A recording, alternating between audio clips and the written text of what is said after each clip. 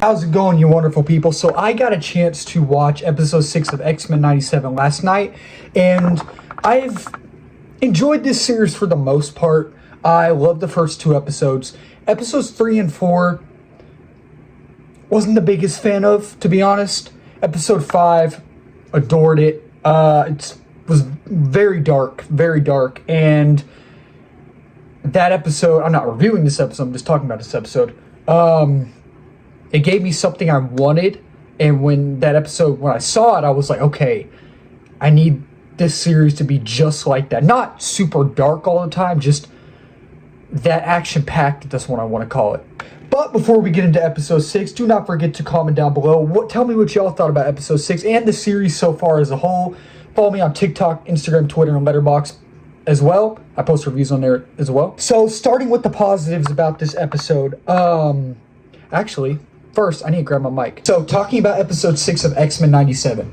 I was okay with this episode. I was okay with it. I can already see the comments coming through. People hate talking. I don't really care. It's my opinion. All film is subjective, as the great John Campea would say. And as the great John Campea would say, that's what's beautiful about film. Go subscribe to him. Go subscribe to him right now. First, I'm going to get into the positives about this episode. I think that Storm's character arc in this episode was absolutely phenomenal.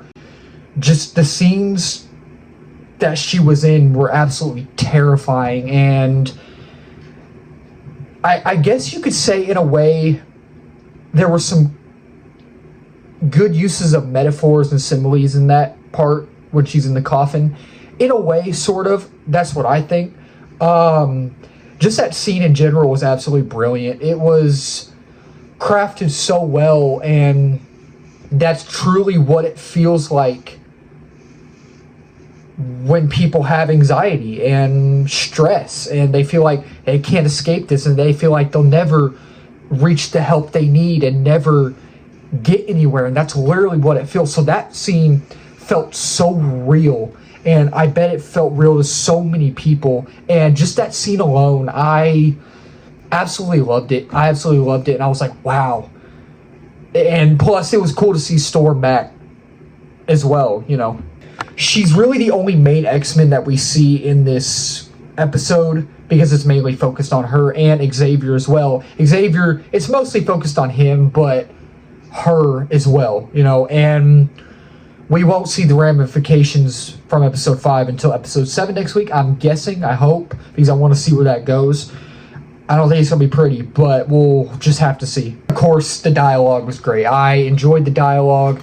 The action scenes were good. And going back to the coffin scene, the horror elements were pretty good in this. I'm not going to lie. They were pretty good. They were freaky. I was sitting there like, this eagle-looking thing, I guess it was a bird, I don't know, was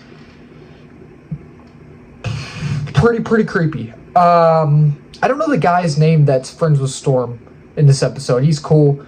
And it looks like he actually has Doctor Strange powers, so found that really interesting.